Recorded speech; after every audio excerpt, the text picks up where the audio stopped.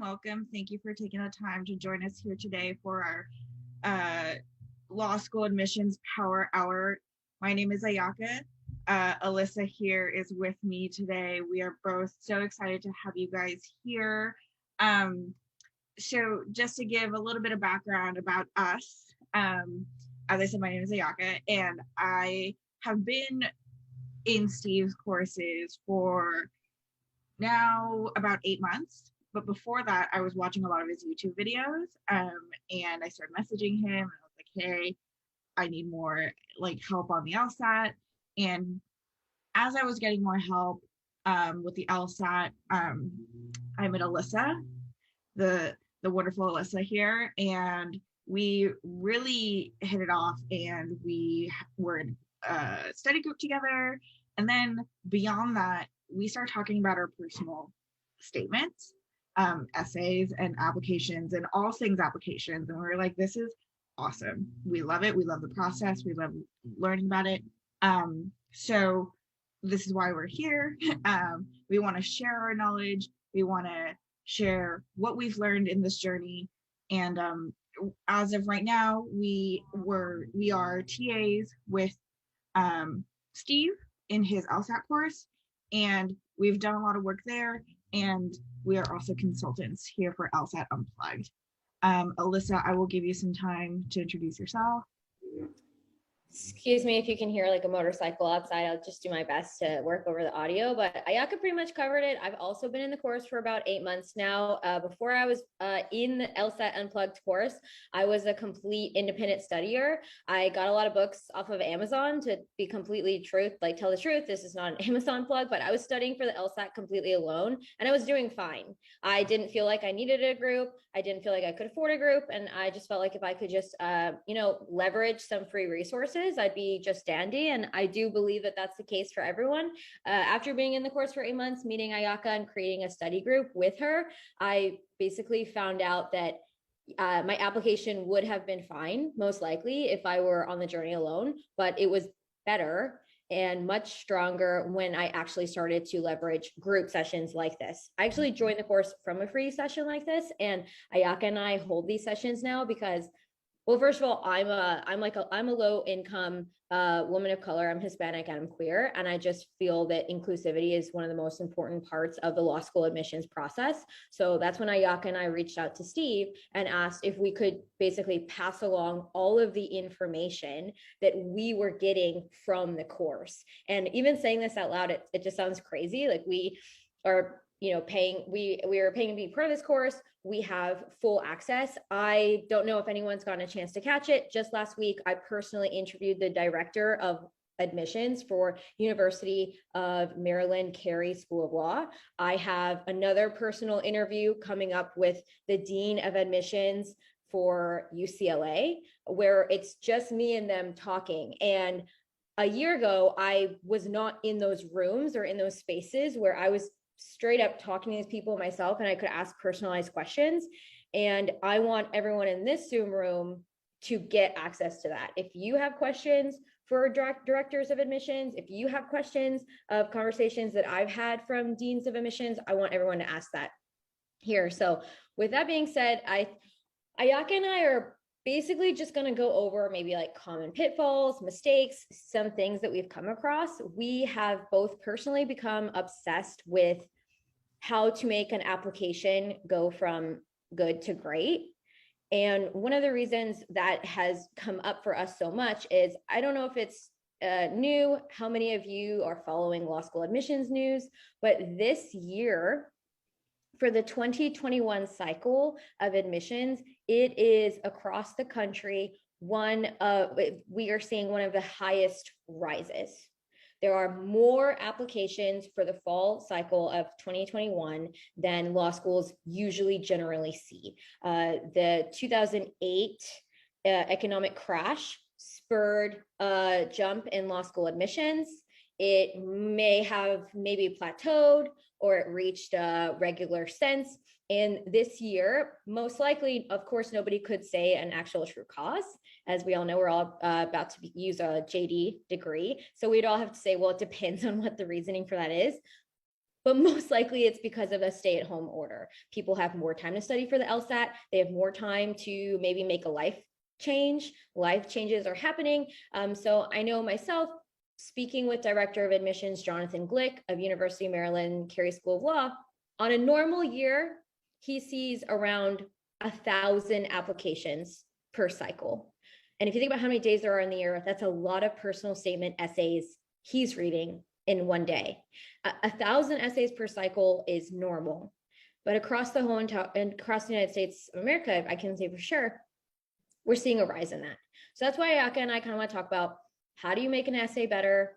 What about nitty gritty details, outlines, and things like that? So we are just going to get started, but we're going to get started, but I absolutely invite anyone and everyone, please type in the chat, please unmute yourself and jump in.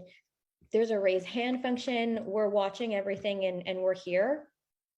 We were talking about it earlier, and we wanted to make sure that everyone knew that this is really your room. We're here for you. So we can talk for an hour. We do it all the time, but this is really a chance for you to like leverage any personal questions that you might have. So that being said, Ayaka, I'm just going to straight up ask you a question, and we'll see if any questions naturally filter in here. What would you say is the number one most common mistake when it comes to law school applications? Sure. For me, I think it's people who try to rush through the application process. The application it takes a lot of time, considering the LSAT, considering, you have to write a personal statement that may take a couple weeks to, a couple months to write. And some have diversity statements, some have addendums, some have character and fitness statements that people need to write. There are extra essays out there that schools ask for. So considering all of that, I don't think this is an application that you can get done in 3 weeks. This is really an application that is asking you to look into yourself and reflect on yourself, and also show law schools that you're ready for law school. So I think you don't really want to rush through the application process. Don't think you can do it in 3 weeks. If you're a superstar, you might be able to, but can I ask you, when you say don't rush, what part of the application, when I hear that, I'm sort of trying to imagine, okay, what part of the application is supposed to take a long amount of time? I mean, studying for the LSAT, I know that Steve has 6 months plans, he has 2-month plans, 1-month plans, and that length can take a different amount of time. Are my essays supposed to take the same amount of time?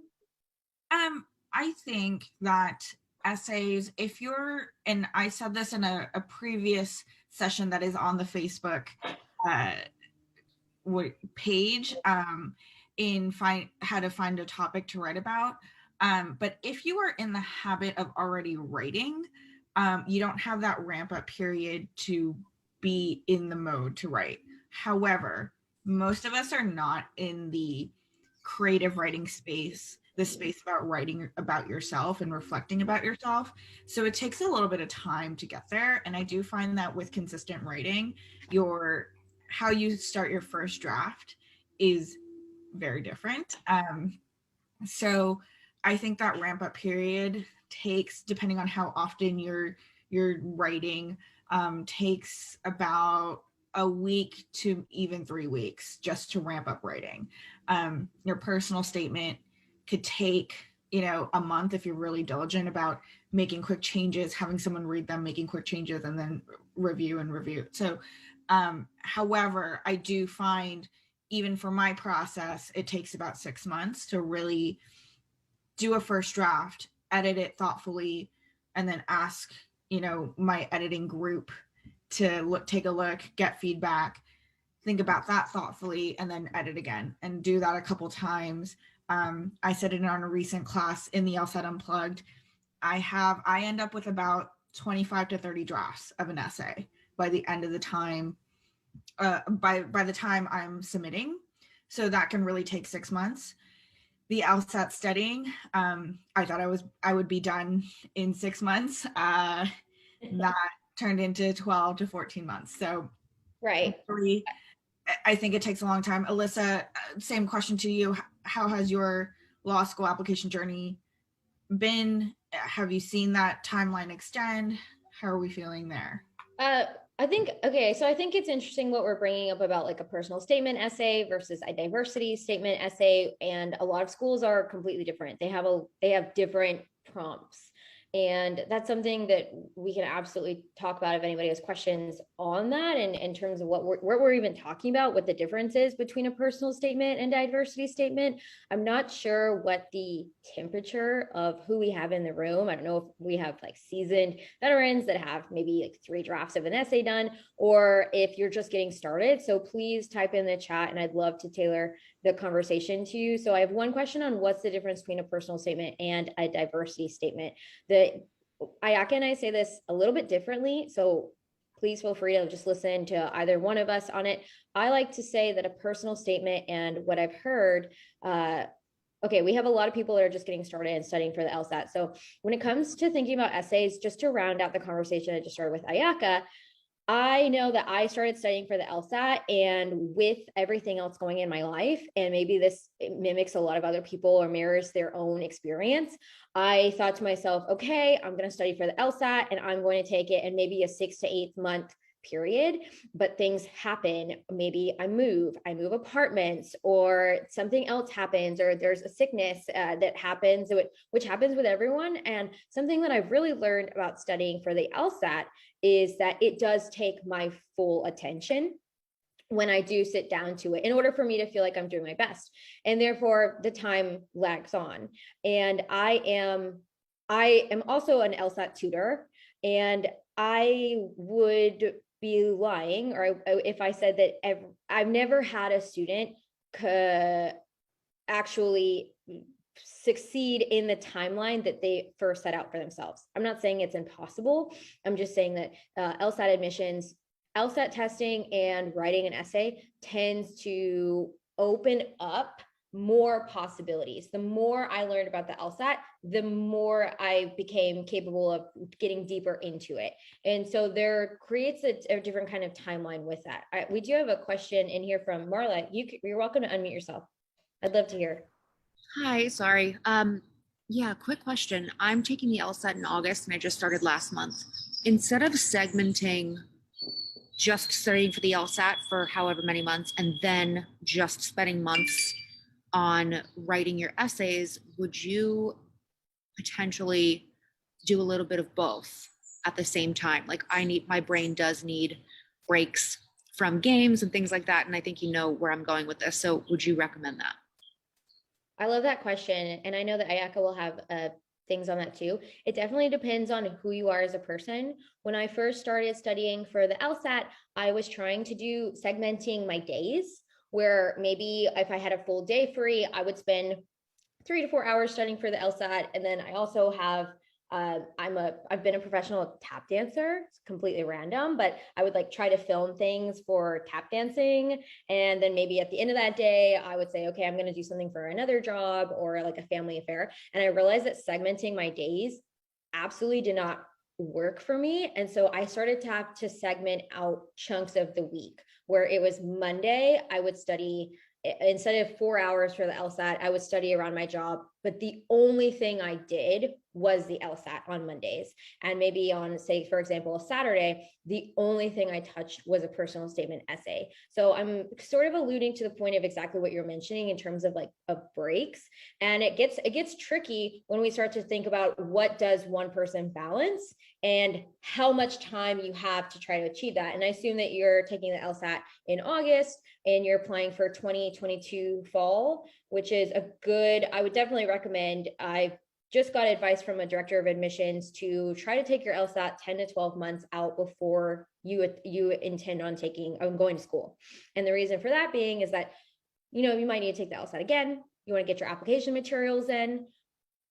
I'm very loosely saying this, but a very loose, good rule of thumb is that if you're trying to get early decision, or if you want your application in at a good time before the new year, is a very rough, loosey-goosey, quote unquote, like good time to do it. When it comes to your essays, I'm sure you'll see this over the course of the next few months. You will most likely want to create like humps of time. So maybe you ramp up your studying for the LSAT, and when you get burned out in the LSAT, you go back and you sit and you look at your draft, and maybe you ramp up on the LSAT, and then maybe you go back and look at your draft. So definitely, you already know where I'm going. Is you can't do it at the same time. But as Ayaka and I both noticed with each other, a really good draft can become a lot better when you start it earlier and you give it the room to breathe. Ayaka, what do you think about that? I love that answer, and I agree 100%. I remember a couple months ago, Alyssa, you were running a class in the LSAT Unplugged courses, and you said, the days where you need a break from LSAT studying, which I agree takes your whole attention. And I work full time, and I'm like, the LSAT studying is the first thing I do in the morning, so it has my like 100% brain power, and then I go into work, so it's a little bit so I'm not tired when I'm studying, but there are days where I'm just like, I can't do it. I'm just like way too exhausted. And I remember Alyssa saying, well, you don't have to do the LSAT, you can do law school application, it's LSAT adjacent. And I think that's a great way where you're not taking yourself out of the mentality of applying to law school, but you are still in that space, and you're not, you don't have to think about the LSAT during that day, but you're just still doing something that moves you forward in that application process.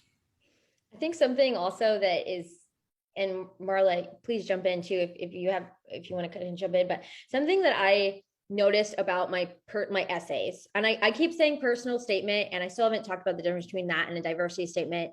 And I know that, for example, there are some schools that have programmatic contribution essays, which, take a look at a clinic and what do I imagine I could contribute to that, or how would I like to fit into that clinic. So the essays, really, we're talking very broadly. Schools have much different, some schools have a why do you want to go to this school essay. And please note, nobody let me forget, I actually want to talk about how much do you talk about why do you want to go to that school, because that prompt can be really tricky. But in terms of length of time to give yourself room to breathe, Ayaka and I have seen over 100 essays, and I started saying that a month ago, so I'm sure it's even more now.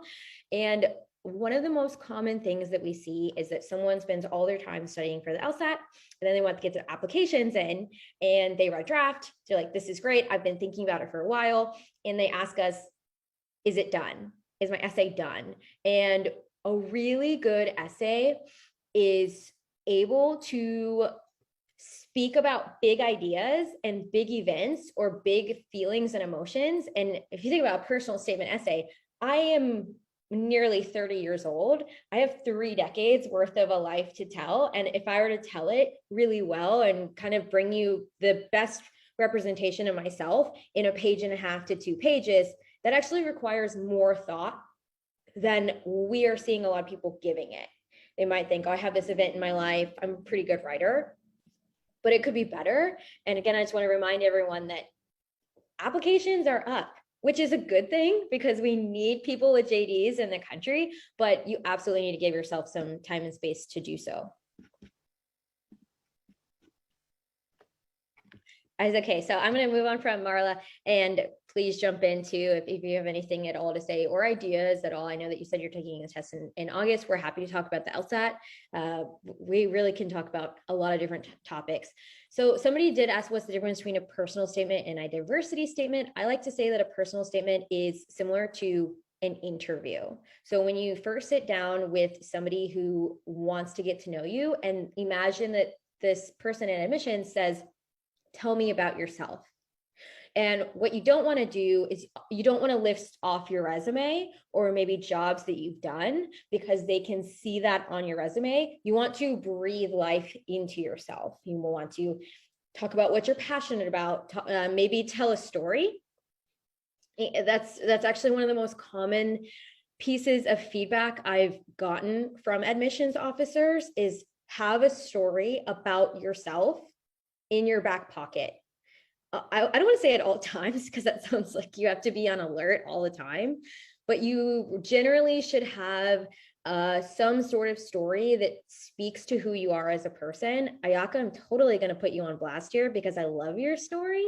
And I love Ayaka's story, that if somebody asked me about her, I would say Ayaka was working as a translator for a cybersecurity company and was very invested in her work. And when she was working as a translator, she would do all this research about cybersecurity, and she knew so much about cybersecurity. And the conversation would take a turn into creating a future for the company and legal avenues. And Ayaka's wrote this beautiful essay about, well, okay, I need more information. I need that JD because I found a gap in my own life and I want to close that gap in. Her essay did it much more better than I just did.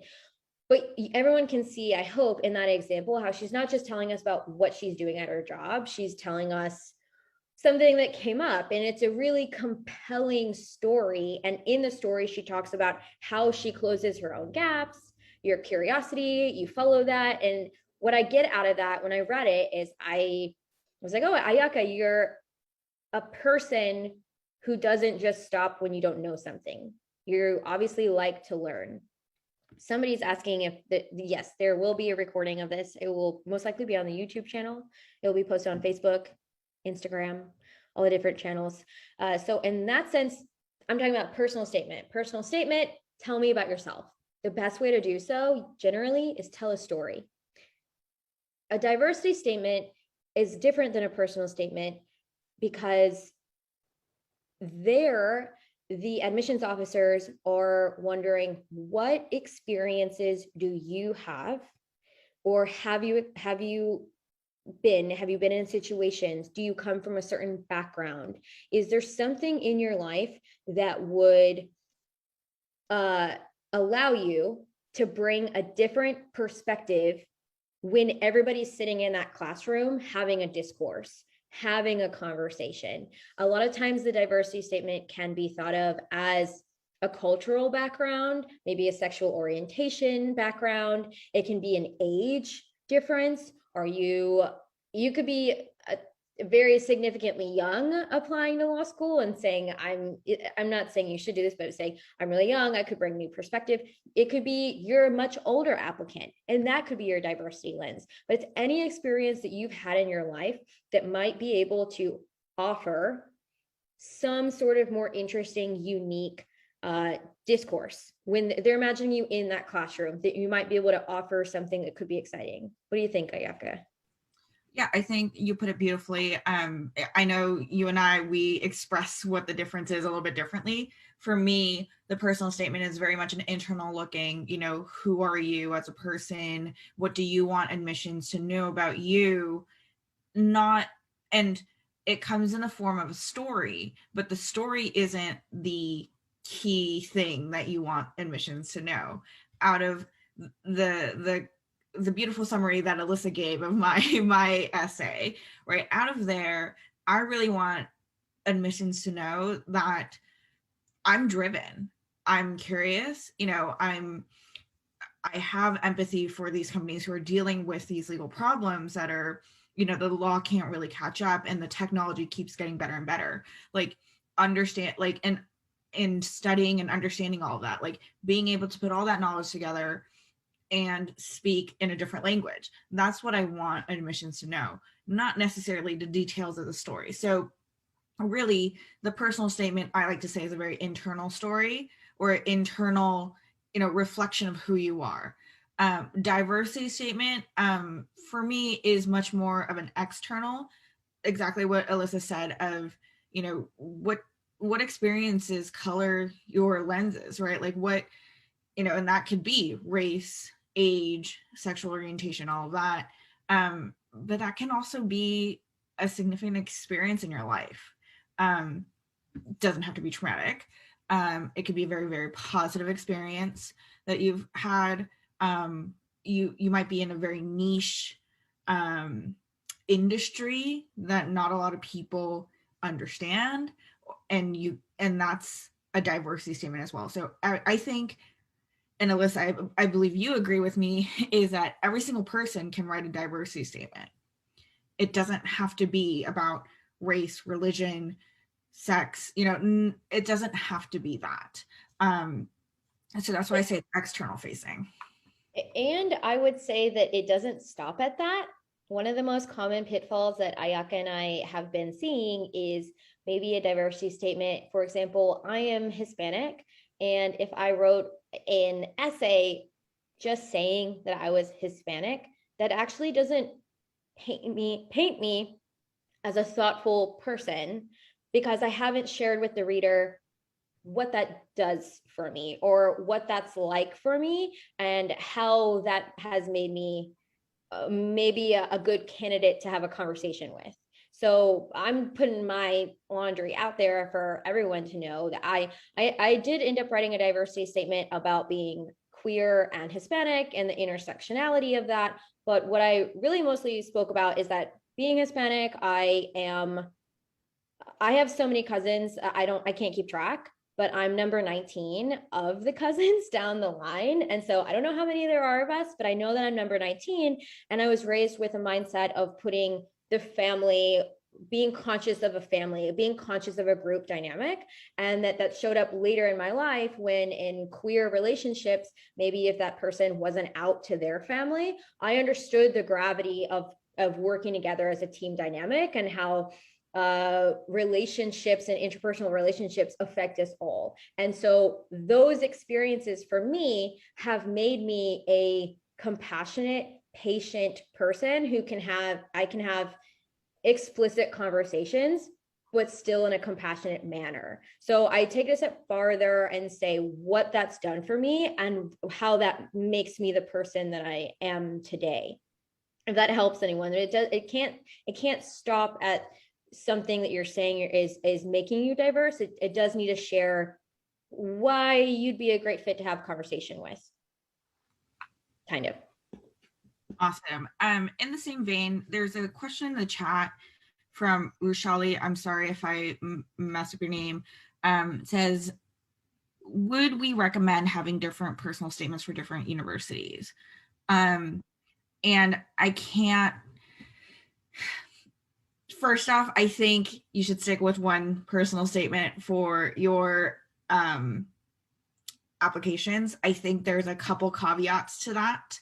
The first is if you're writing university specific personal statements. So let's say like in your last paragraph, you say like, hey, I love this program at university X, Y, and Z, and therefore I want to go to this university. That is somewhat university specific. So you are going to have to change that paragraph for every single school that you apply to. Please be very careful about not sending the wrong essay to the wrong school. That happens every year and it's unfortunate. The other caveat to that is if there is a school, and I like to bring Howard University up as like the star example of there is a history to that school, a beautiful history, and there is a student body that is so supportive of that history and so in line with their beliefs and all of that. And so that school, the application to that school lends itself to a certain type of essay or certain type of person. And so I think it's okay to tailor your essay towards some like a school that is very specific in its vision. But beyond that, I think doing multiple personal statements to the degree that you need to get it to for it to be really, really great, awesome. It's such a journey that you're going to burn yourself out trying to write 4, 5, 6 different, like totally different personal statements. Alyssa, I would love to hear your thoughts there. Yeah, basically in short, we don't recommend writing different personal statements for different schools pretty much ever. Even when a school does ask for like to get a really great, fantastic personal statement tells your story and who you are. So everyone listening, I have been searching so hard for the answer in terms of how much do I talk about the school. I know that it's something that everyone has heard. When you submit an essay, talk about the school. Why do you want to go there? Do you want to be a part of this class or do you like this clinic? Like go on the website, do some research and kind of like soften them up a little bit, unless the school explicitly says, why do you want to go to this school? I would almost recommend against it. It doesn't make you stand out if you, and this is all very finicky because everyone's statement is different and it depends on your execution. But if you go online and you look up a few courses here and there and you do a little bit of digging and you throw in some sentences in your personal statement, I do not believe that it pushes you to the top of any pile. It doesn't make you look different. It doesn't make you look more interested. What could make you stand out is being a thoughtful, clear, good writer. If you're able to talk about yourself in a compelling way and a very clear way. That being said, there are some prompts that say, why do you want to go to this school? University of Maryland Carey School of Law is one of them. And Director of Admissions, Jonathan Glick, landed the point that even though they ask you why you want to go to that school, please don't take up too much time talking about the school because it ends up being a missed opportunity to share more about yourself. You could talk about the school and talk about yourself in that program, but make sure that the focus of the personal statement is on you. And if the focus of the personal statement is on you, then if you do need to alter it for different schools, it should only be a little bit of alteration, not entirely different essays, because then that would be school focused instead of personal focused. We had another question from Mike about how do letters of recommendations and personal statements work on LSAC's website. Short answer, if you call LSAC, I like to call them on Wednesdays. This is not scientific, but on Wednesdays, they're always really nice to me. On Mondays, a little busy. On LSAT test weeks, very busy. And some people suggest to call them right off the bat, and they absolutely will walk you through the process. Letters of recommendation is tricky. Ayaka, do you have anything? I have more to say on it, but it can be a long answer or a short answer. Yeah. With the letters of rec, I know there's people out there who are like, don't contact me until like 3 months before you're turning it in or whatever. I tell people earlier the better in getting the letter of rec in, because people are busy. People, and especially for those people who've been out of college for a while and are getting professional letters of recommendation, which I have a couple in my account as well. We'll get really busy, so give the heads up early. And just Mike, technically speaking, in your LSAT account, you give the information about the recommender, and it'll trigger an email to the recommender, and they will upload their letter into LSAC. So that's an automatic process that gets uploaded into your account. I won't go any further than that, but I say get it in as early as possible, because you never know what could happen. Yeah, that's a great point, Ayaka. And if I'm not mistaken, I do want to make sure that we at least mention that the person who's writing the letter of recommendation, they are the ones who actually submit it directly to LSAC. So you need to give them the proper instructions, which is, okay, I said I was going to say short answer, but basically you open a portal on LSAC and you send the person that is writing your letter of recommendation a link for them to create their own profile in the portal, and then that person must send it in. And that's all for privacy, making sure integrity is there, you're not getting the letter, judging it. So there are multiple steps, which is, I think, speaks even more prominently to Ayaka's point that the sooner the better. How long how old can your recommendations be? First of all, always check with the person who's writing the letter of recommendation. Make sure that they're okay with you, maybe like using it a little bit later. I don't want to get this wrong. I am not official LSAC, but I believe it's 2 years, 5 years, how many years? I think it's 5. I'm getting my numbers mixed up. It's 2 to 5 years. But LSAC, if you call LSAC, they will absolutely tell you, and they're really nice on Wednesdays. And Rochelle, just to round out the recommendation letter conversation, told too early if I'm planning to apply in fall 2022. I don't think so. It's been a weird year. So I think, their schools have a lot of grace for things that are, have been in the account a little bit early. That's fine. I think the worst fear is not getting the letter of rec in on time. And I do know a couple people who asked me, they're like, oh, I'm applying and the deadline is May 1st. Is it too early to get a letter of recommendation? I'm like, you are too late. Like, get it in. Call them now. So give it some time and space. And in the last question about letter of rec that actually you did ask, Rochelle, is do you need to have an application open for a specific school? And my understanding is no, you do not. It's all, I'm not being clear, but basically, no, you do not. If somebody does want to write to specific schools, that's possible. But you always want to ask your writers of the letters of recommendation, if they do want to address specific schools, they need to make sure that they send it to the correct portal. I imagine like little tubes, I do everything visually, so they need to send it to the correct portal, but always ask them, I learned this tip, for an all-encompassing general, in case at the last minute you decide to apply to a safety school or a different region, or just maybe if you're like, oh, I see the school and it's fantastic, you have a generalized letter that then you can, that can also be sent in for, and it says for all schools. I hope that was clear. Awesome. All right.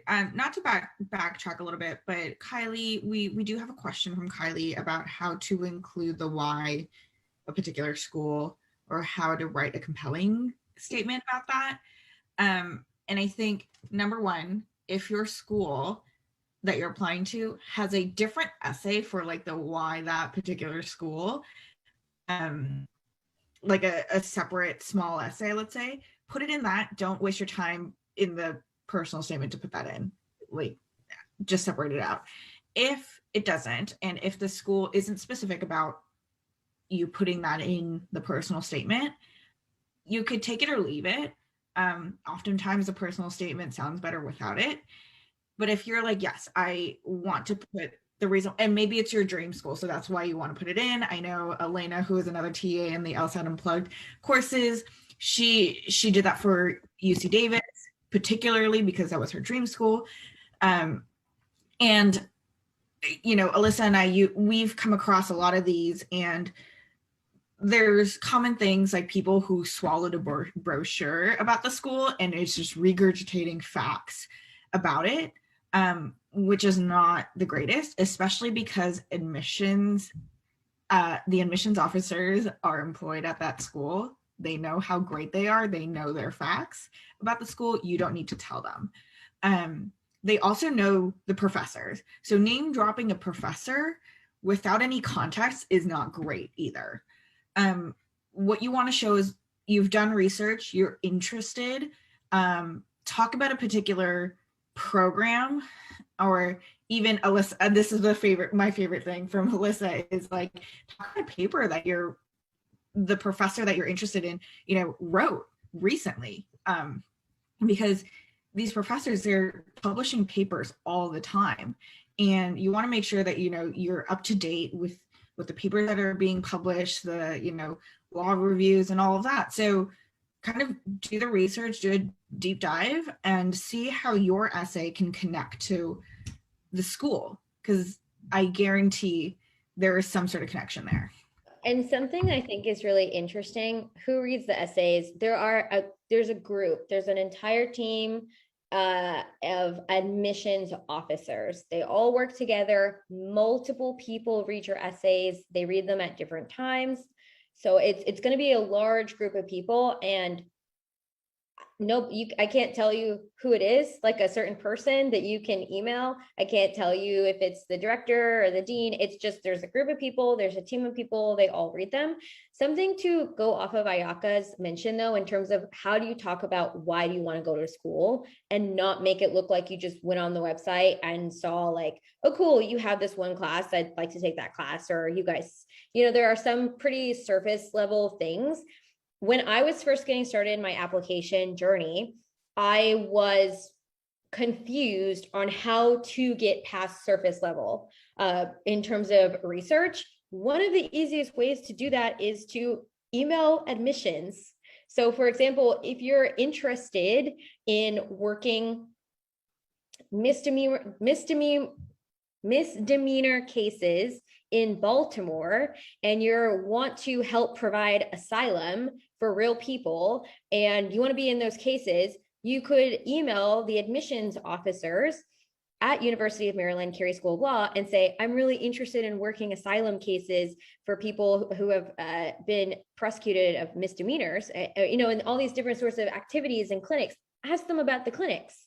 That's what they're there for. So you could look on their website, see something that they offer, take it a step farther and email admissions, be kind, be polite, be short and sweet, and say, how can you tell me more about how much your school has to offer on immigration law? And they may or may not, get back to you. And then you would understand more about the program and you could speak more about the program. We have a few more questions. We have a question up from Nazreen about how personal is too personal. I'll see if I can answer this short and sweet. If you aren't comfortable talking about it in a professional setting interview, please don't write about it in an essay.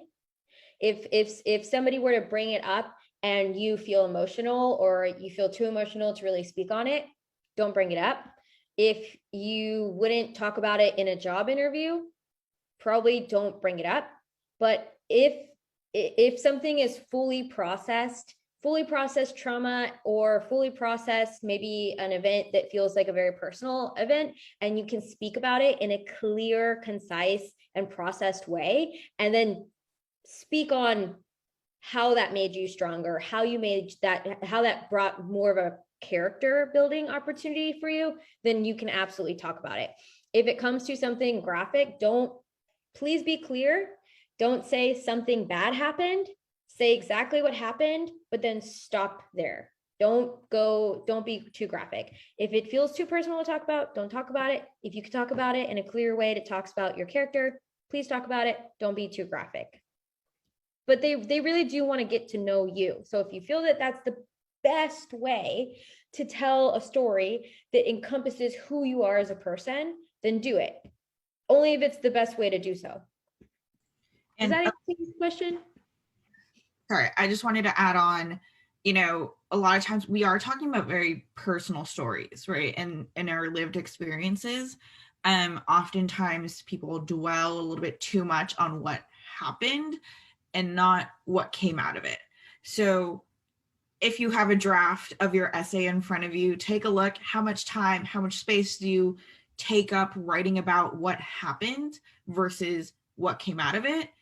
And more times than not, this has happened with my essay multiple times over, 90% of it is the event itself, and we don't get enough of who you are coming out of that event, right? So even in a very personal essay, you want to get to the how you came out of it quicker than talking about the event itself. Ayaka and I were speaking this morning about people who have gone through something very serious or something intense, or maybe they were experiencing a day-to-day experience at their job. And they try to create a style in their essay of repetition and putting that labor onto the reader. And more times than not, it depends on execution, but it doesn't work. If you're trying to take your labor and your suffering and you're trying too hard to force it upon the reader, it's not as effective as just saying this happened and talking about what you did after, what you learned about that after. There's another question in the chat that talks about how much are your essays related? How much can they be not related to each other? I always think about a fashion, like a Ayaka, do you know what I'm saying? A fashion collection, how like they're different pieces, or maybe they use the same color waves, but they're different pieces of what a person can wear. But I'll let you finish out my thought. Yeah, no, I get that. I remember I used to call it like a pie. Like if you are a pie, the LSAT score is one piece of it, right? Your GPA is another piece. Your personal statement is another piece. Your diversity statement, another piece. Your resume, another one. So you want to, at the end of your essay, give the picture of the whole pie as possible.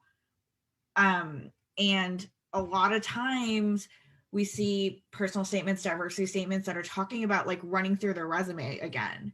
You've given the same piece as the resume in your personal statement. And so we're missing something there. So are you saying that they can and should be covering different aspects of your life? I think so. Every single part of the application really should be showcasing, and don't get too crazy, but like it should be cohesive as you as a person. But for me, like you said, Alyssa, my personal statement is about cybersecurity. I've also been a fitness instructor, and you wouldn't see that on Zoom, but and there's other things out there that I've done in my life that I'm proud of, I'm happy to do, and it's just something that doesn't show up as an LSAT score or as a GPA. So you really want to show different sides of you. The application is really to get a better picture of who you are. Yes, it breathes different aspects into you that you just can't see with your metrics. And also your personality. Personality is great. They want personality in law school. They want to know if you're, it doesn't, not everything has to be intense. If you have an intense story, that's great, but not everything has to be. I've heard multiple examples of really fantastic essays that were about mundane day-to-day things. Something else that I do want to mention that is it's advice from he has his own YouTube channel. He's an alumni from UC Berkeley Law.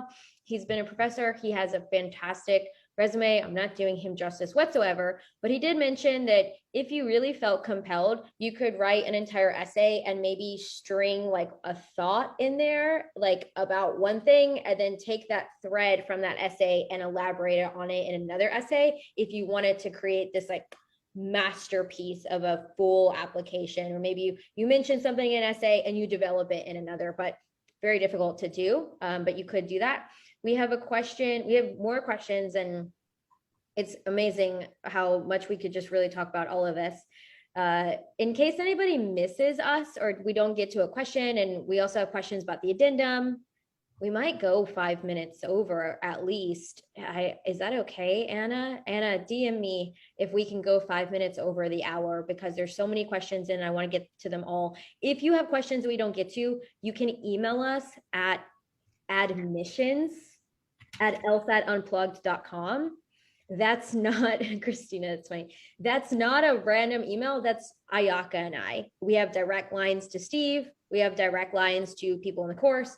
It's really just us two. We're the ones that answer that. So we have a question from Jess. Jess, can I elaborate on what I mean by too graphic? This is a great question. I have seen a few essays, for example, that have to do with racial tension, with outright racism. And there have been Black Americans that have written essays that maybe want to use the N-word because that is what they are experiencing in their daily life. From admissions officers, I've heard that they feel that word is too strong in a professional setting, and there may be a way to get a person's point across without using the graphic language that they themselves have experienced. That would be one example. Another example would be sexual assault. Excuse me if that's triggered for anyone. I won't go too much into it, but you could say, for example, or anyone might say, I was assaulted, and that person was prosecuted, that person was not prosecuted, that person was never found.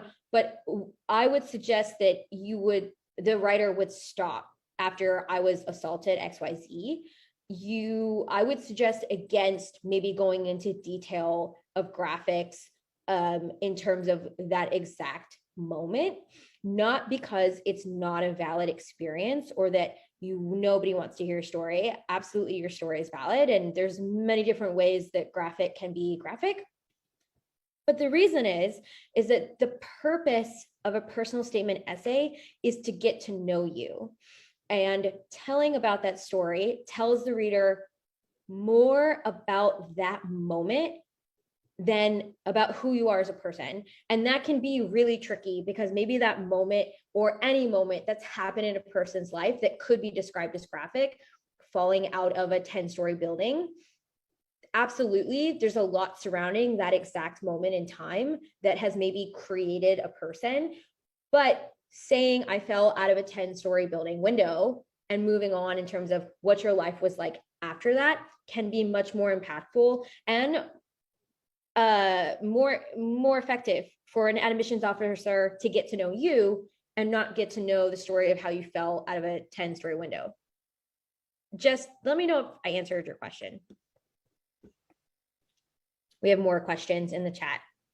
Yeah, and I would love to kind of address Ruby's question about her, essay, which I love. Thank you for putting yourself out there, Ruby. And I love this, like, why you volunteer topic. The way, and I don't know how long your resume is. My resume, without any editing done, as a block of experiences that I've had and jobs that I've had, it's 4 pages long. You don't want to send a 4-page resume to admissions. It really should be no longer than 2, probably more on a 1-page situation. That means that you're cutting out a lot from your resume. Don't cut out whole jobs that you've had or whole volunteer experiences you've had, but like the details get cut out. And really that personal statement is a time for you to be able to go into detail, not about what you're doing, but like the impact you've had on other people and the impact that you've received. So even in that, like, why you volunteer for a certain group personal statement, and please tell me if I'm wrong, but I don't think your essay is going to be 2 pages about why. It'll probably be, about your community, who you are, why you volunteer, what you got out of it, what that makes you feel in the future. So for your future and your community. So with that gives a little bit more color to that volunteer experience, which might be 1 line in your resume, right? So, just because it's mentioned in your resume doesn't mean you can't write about it. It's you want to add more information about it. Hope that makes sense, Ruby. Definitely. I know we had some questions that we had gotten in the Google Forms when we'd been mentioning this workshop in the general. Oh, great, Ruby. And one of them is how to still create that connection and how to what to do, how to move from waitlist. What are your actions when I'm waitlisted and I'm below median? Stats maybe is how I should say this. What do I do if I'm waitlisted and I'm below median stats? In that waitlist letter, usually a school will give a link to where you can send a letter of continued interest. I've seen it with some of my friends, and a lot of times it's like, okay, yeah, I just need to write an email and send it there. And it's like, okay, let's take a little bit of a closer look about what needs to be included in that letter. Number 1, be very clear about the intent. Say, yes, I am interested. Don't be roundabout. It is the worst thing to be roundabout about the topic, right? In casual language. Something is that Ayaka and I have both seen where maybe I say, like, I'm interested in whatever my next steps in life are. Very vague, very casual. I'm interested in your program, in your school. So it's okay to be direct. Yeah. The other thing is, I personally think it would be great to include another thing. It's almost like another writing prompt. And I don't think you need 6 months to think about it, because you don't have 6 months to think about the email that you're going to send of continued interest. But in the period between when you sent your application and when you've gotten this like waitlist letter, I'm sure there's been a couple months in between. Talk about what's happened. You know, if you were a student when you were applying, you know, and you've graduated, say, you know, you've had an extra set of grades that have come out, or, you know, you've gotten an internship that you might not have started yet, but, you know, you're excited to do. If you're working a new project that you're working on, you know, business moves fast. So you might be on a new team, new project, talk about it. You don't need to go into like serious detail about what you're doing, but just kind of show that you're moving forward. And moving forward in your law school dreams as well. So kind of show that intent, show that you're still active and, you know, being part of the community, all of that. It doesn't need to be super significant work. It could, you know, just be in your job. Let's say, for example, I work in diversity and inclusion in my job, and we're launching a new project. I could, if I was on a wait list, I could talk about that and say, these are the new initiatives we're working on and I want to bring that to the school. That's it. And you know, be very succinct about it. Amazing, Ayaka. So what I'm hearing from you is if I'm waitlisted and I'm below median stats, I can send that letter of continued interest. Be clear, say I'm very much so still interested, and maybe bring something new to the table that wasn't present in my application, something new I'm working on. If I have new grades, if I'm still in school, in undergraduate or in graduate school, new grades that have come in that are higher, I could say I have new additional materials, take, you know, right here. Or if I'm out of school, which I know a lot of applicants are, talk about a current project we're working on.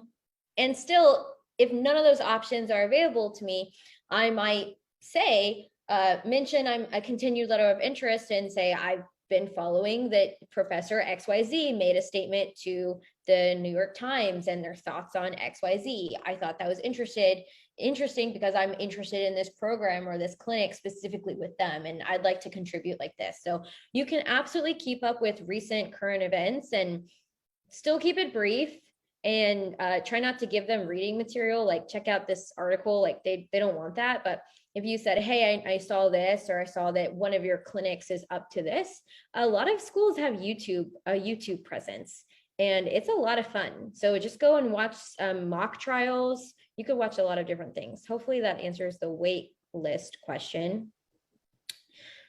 We have another question in the chat, and we had another one in our Google form. Ayaka, how do I write an addendum? Well, depends on what the addendum is about, but you want to keep it short, sweet, to the point. You don't want it to sound like you're making excuses for yourself. Don't drag it on. Get to the point and move on is really, I think, the way to go. I've seen a couple addendums who are like, it was a sunny morning and, you know, I thought I had everything together, but X, Y, and Z happened. Like, I get that, you know, these might be really hard things to talk about and you might want to like set the context and all of that, but really just say what happened. If it's a low LSAT score, just say, hey, I have a low LSAT score. I don't think it's representative of who I am. X, Y, and Z happened, move on. I don't think it really needs to go beyond that. It really doesn't. And we've talked about this before, that admissions officers are not mad at you. They have nothing against you. They're reading everything that you present from an open slate. They're looking for people to say yes to. So you don't have to approach anything as though like you've been bad or you've done something bad, which links me into, there's a lot of questions in terms of taking time off. We have one earlier in the chat from Carolyn. We have Danielle, I'm gonna get to your question. We have questions about taking time off. To everyone, we've just been through a global pandemic. Any sort of time off is okay, but I've heard this multiple times. You don't want to have time off where you're like, I had time off and I spent a lot of time watching television, and it was so relaxing. It was so great. It was like healthy for my mental health. If you have time off of school, I would suggest writing an addendum. If you genuinely needed rest, I would suggest that you speak about what did you gain from that? What did you learn from that? What was a perspective that you gained at the end of that restful period? If anybody has time off, say in this year where they like lost their job, there's been many gaps. I know, for example, I've even worked as a pizza delivery driver because I had a gap in my resume, and so it doesn't matter what you're doing, but if there's any sort of time off that will be apparent in a transcript or a resume, it's not bad, but maybe mention it, whether it's in the addendum to a resume where you say there was a gap here. This is how I spent my time. Did you volunteer? You don't have to volunteer. Did you, for example, you don't have to be a superhero. Like I volunteered and I organized this in my free time. This is a real example about myself. I had, when COVID-19 first had stay-at-home orders, I took a 2-week off period and I taught myself how to play soccer. I don't know how to play soccer still. I'm really bad at it, but that's what I did with my time. That would actually be sufficient because I'm trying to farther myself. I'm trying to learn something. I've gained perspective. I've humiliated myself. It goes on and on. So time off is fine, but time off doing nothing, not good. You want to have something, some sort of perspective that you've gained. And if I may add, in answering Carolyn's question, I graduated college in 2015. And originally I was like, oh, I just want to go straight into JD. Now it's been 6 years since 2015. So I've taken a lot more time off than I was expecting. But I remember I talked to a professor that I'm very close with, and he was like, you know what, it's really good to go outside of the world of academia and get some perspective on how business works, how, you know, a working woman, an Asian woman is in the United States, you know, and kind of I was in Berkeley, so we were all about like social justice and, you know, Black Lives Matter was going on in Berkeley at that time. And so I was very much idealistic, and I was like, I'm never going to let a man talk down to me. Well, really, in the professional workspace, it happens more often in a micro way than, you know, I was expecting. And without knowing that, I don't think I would be as strong as a applicant that I am now. And not to say that you need to have traumatic experiences or, you know, bad experiences to be good, but to experience something outside of college is great. And I think taking a year, pushing it out so that your application is better is great as well.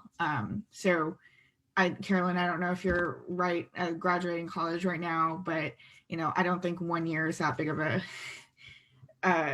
a deal when you think about all the experiences that you can have in a year. Absolutely not.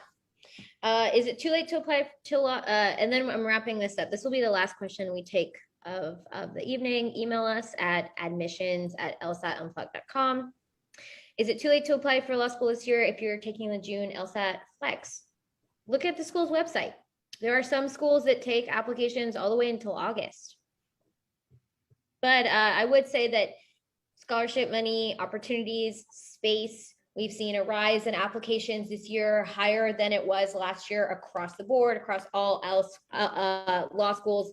It could be that if somebody doesn't get in, it could just be that they're just full. Maybe you could get in if you had applied earlier in the year. So look at their website, email their admissions, schools, they're all different. Okay. That was a lot. And I wish we could keep going.